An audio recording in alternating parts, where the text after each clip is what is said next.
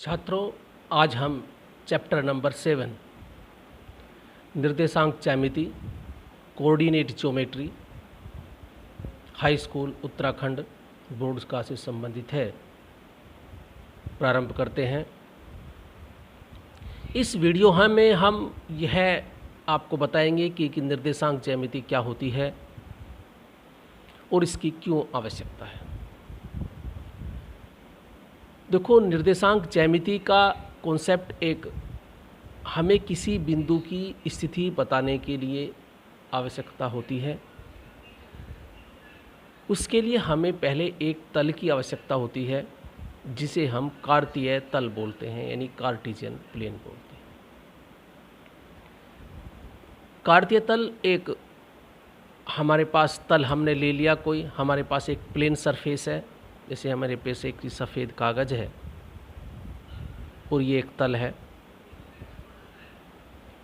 और इस तल में हम दो काल्पनिक अक्ष मानते हैं जिसे हम निर्देशांक अक्ष मानते हैं। अब ये मैंने फॉर एग्जाम्पल ये मेरे पास तल है और मैंने इस पर लाइन ये ऐसे खींच दी, तो ये एक समांतर, एक पृथ्वी के समांतर है और एक उस पर लंब रेखा है, जिन्हें हम निर्देशाक्ष कहते हैं। और क्योंकि इसमें हमने एक्स अक्ष माना है, ये समकोणिक अक्ष होते हैं, एक दूसरे पर समकोण बने होते हैं, और ये वाई डैश है, ये वाई अक्ष है, तो ये निर्देशाक्ष है। अर्थात ये हमारे पास गाइड करने वाली काल्पनिक लाइन है जो किसी बिंदु के निर्धारण करने में आवश्यक होंगे। तो ये जो हमने अब माना एक्स अक्ष वाई अक्ष एक तल में, तो ये हमारे पास एक कार्तीय तल कहलाता है। अर्थात इसे हम बोलते हैं इंग्लिश में कार्टेशियन प्लेन। तो जैसे मैंने परिभाषा लिखी है, एक बिंदु की स्थिति का निर्धारण करने के लिए एक तल माना जाता है जिसे हम कार्तीय तल कहते हैं। तो हमारे पास तो अब ये एक कार्तीय तल है। इस तल में दो अक्ष होते हैं जिसे निर्देशाक्ष कहा जाता है। प्रथम अक्ष एक्स एक्स डैश, जो हम पृथ्वी के समांतर मानते हैं, एक सीधी रेखा है। द्वितीय अक्ष इसके ऊपर समकोण बनाती हुई एक रेखा, ये समकोण होगा, और ये इसे हम वाई एक्स बोलते हैं, वाई अक्ष बोलते हैं। अब हमें एक बिंदु है P, ये एक बिंदु P है, इसकी स्थिति का निर्धारण करना है। अर्थात ये कहाँ स्थित है। तुम कहोगे ये कागज पर स्थित है, ये कोई कागज़ पे तो बहुत कुछ स्थित है, तो इसकी सही स्थिति की जानकारी ये नहीं मिल जाती, ऐसे नहीं मिलेगी। तो सबसे पहले अगर हमें ये मान के चलिए O एक स्थान है जिसे हम मूल बिंदु कहते हैं, इस तल में हम यहाँ खड़े हैं और हमें P पर पहुँचना है, और रास्ते या तो हम एक्स अक्ष के समांतर चलेंगे, एक्स अक्ष पर चलेंगे, या एक्स अक्ष के समांतर चलेंगे, या वाई अक्ष पर चलेंगे, या वाई अक्ष के समांतर चलेंगे। समांतर का मतलब ये हमारे पास एक्स अक्ष है, तो हम या तो ऐसे इस पर गमन करेंगे या ऐसे गमन करेंगे, बिल्कुल समांतर। ऐसे ये वाई अक्ष है, इसके समांतर ऐसे चलना। अब हम P पर पहुंचना चाहते हैं, तो O से P पर पहुंचने के दो रास्ते हैं, जो मानक रास्ते हैं, जो गणित के हिसाब से हैं। हम पहले O से N पर जाएं, सीधे बिल्कुल इसके नीचे पहुंचाएं, अंडर ऑफ P, यहाँ N पर पड़े, और N से बिल्कुल सीधे हम चलते हैं वाई अक्ष के समांतर और P पर पहुँच जाए। तो यहाँ से यहाँ तक पहुँचने में हमने x डिस्टेंस कवर करी, O से N तक जाने में कितनी डिस्टेंस कवर करी x अक्ष पर, स्मॉल x। N से जहाँ हमें जाना है P पर, N से P तक पहुँचने में हमें y डिस्टेंस कवर की, ये y अक्ष के समांतर। तो इसका जो एड्रेस हुआ, इसका जो कोऑर्डिनेट हुआ, वो हुआ x y। तो इसके कोऑर्डिनेट अर्थात बिंदु P का निर्धारण या इसका जो एड्रेस है वो हुआ एक्स वाई, इसे हम निर्देशांक कहते हैं। यह निर्देशांक एक ऑर्डर्ड पेयर है, क्रम में है। ये नहीं कि x की जगह y लिख लो, y की जगह x लिख लो, ये इसमें क्रम है। तो x जो होता है इसे बोलते हैं भुज, हिंदी में बोलते हैं भुज, इसे बोलते हैं एब्सिसा। y को बोलते हैं हम ऑर्डिनेट या कोटि, हिंदी में बोलते हैं कोटि। तो निर्देशांक भुज और कोटि से मिलकर बनता है। तो x का अर्थ क्या है? देखो ये हमारे पास बिंदु P है, ये लाइन रखी है और ये y एक्स है। तो y एक्स से क्या डिस्टेंस है, यानी y एक्स से यह बिंदु कितनी दूर है? यहाँ से लेकर यहाँ तक की दूरी मान लो, यहाँ से लेकर यहाँ तक की दूरी, O से लेकर N तक की दूरी। तो x का मीन्स है y अक्ष से बिंदु की दूरी। अगर हम y की बात करते हैं, y कोऑर्डिनेट, देखो ये हमारे पास यहाँ इस बिंदु पर, ये हमारे पास इस टिप पर ये बिंदु y है। तो यहाँ से N से मेरी उंगली की टिप से पेंसिल तक की जो ये x अक्ष है, x अक्ष से बिंदु की दूरी कहलाती है y। तो ये हमारे पास हुआ x और y का अर्थ। तो रास्ते मैंने दो बताए थे, या तो O से N ऐसे जाएं, या हम O से M अर्थात पहले y दूरी और फिर x दूरी। लेकिन जो मानक लिखने का तरीका है, पहले हम लिखेंगे बिंदु P की y अक्ष से दूरी यानी कि x भुज, और फिर लिखेंगे बिंदु P की x अक्ष से दूरी, इसे बोलते हैं ऑर्डिनेट या y। तो ये हुआ हमारे पास बिंदु। अब ये जो हमारे पास तल है ये कार्टेशियन है। अब देखो ये x x डैश है, ये y y डैश है, इसके 4 हिस्से हो गए, 1 2 3 4। इन्हें बोलते हैं हम क्वाड्रेंट। ये है फर्स्ट क्वाड्रेंट, ये वाला जो हमारे पास कहलाता है फर्स्ट क्वाड्रेंट कहलाता है। ये हमारे पास सेकंड क्वाड्रेंट कहलाता है, ये हमारे पास थर्ड क्वाड्रेंट कहलाता है, और ये हमारे पास फोर्थ क्वाड्रेंट कहलाता है। प्रथम चतुर्थांश, द्वितीय चतुर्थांश, तृतीय चतुर्थांश और चतुर्थ चतुर्थांश।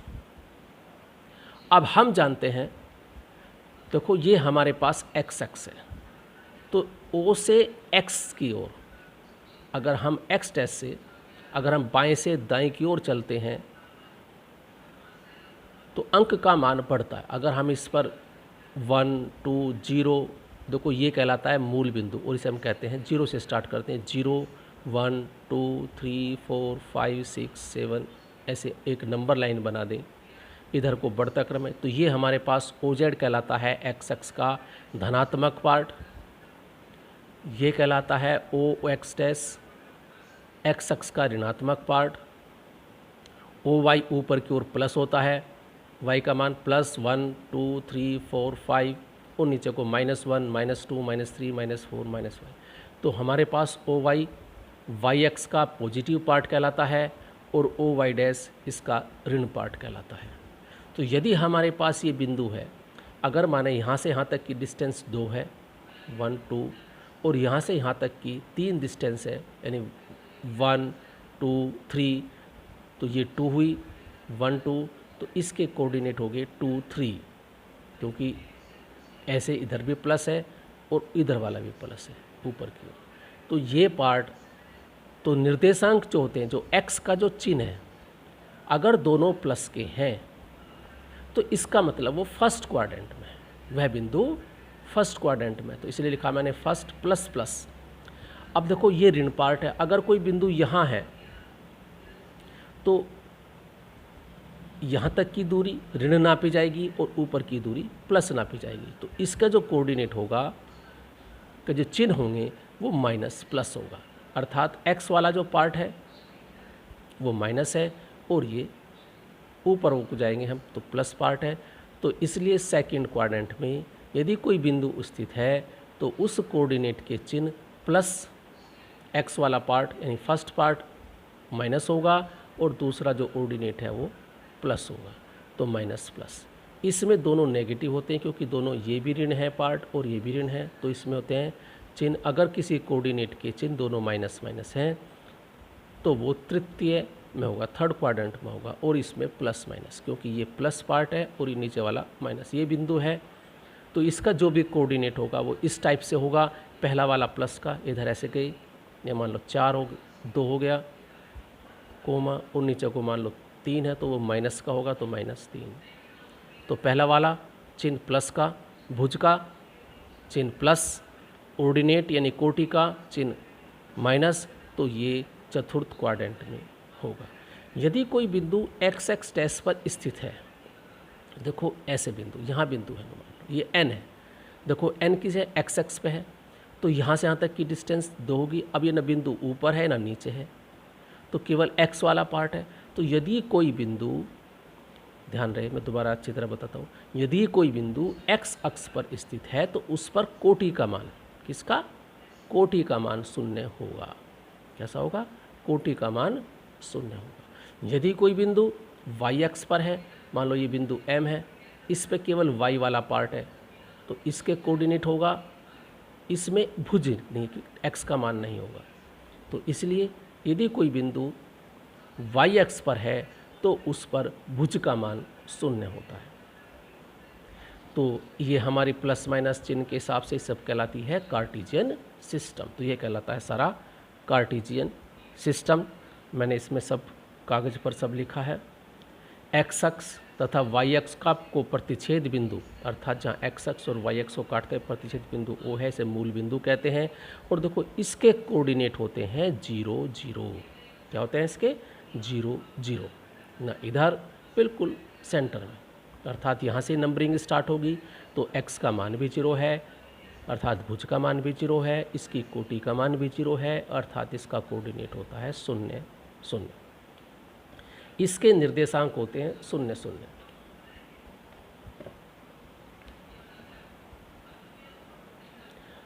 अब है कार्तीय पद्धति, कार्टेशियन सिस्टम मैंने बता दिया। मूल बिंदु O के दाईं ओर नापी गई दूरी धनात्मक और बाईं ओर नापी गई दूरी ऋणात्मक होती है। यानी मूल बिंदु के दाईं ओर जो हमने नापी है, इधर एक्स अक्ष पर ये पॉजिटिव, इधर नेगेटिव, इधर हमारे पास पॉजिटिव, उधर ये नेगेटिव, तो ये कहलाती है कार्टेशियन सिस्टम। इसी प्रकार मैंने लिखा है वाई अक्ष पर मूल बिंदु O से ऊपर की ओर नापी गई दूरियां धनात्मक तथा नीचे की ओर नापी गई दूरियां ऋणात्मक होती हैं। फिर मैंने चतुर्थांश के वे लिखे हैं। चतुर्थांश में प्रथम चतुर्थांश प्लस प्लस, द्वितीय में माइनस प्लस और तृतीय में माइनस माइनस और चतुर्थ में प्लस माइनस होते हैं, प्लस माइनस होता है। तो ये हमारा हुआ आज की वीडियो। तो निर्देशांक ज्यामिति क्या है, किसी बिंदु के निर्देशांक कैसे होते हैं, कहाँ स्थित होते हैं, तो ये तुमने सब 9th में पढ़ा है। तो ये था हमारा एक इसका प्रारंभिक ज्ञान। नेक्स्ट वीडियो में हम इसके प्रश्न करेंगे। Thank you, have a nice day.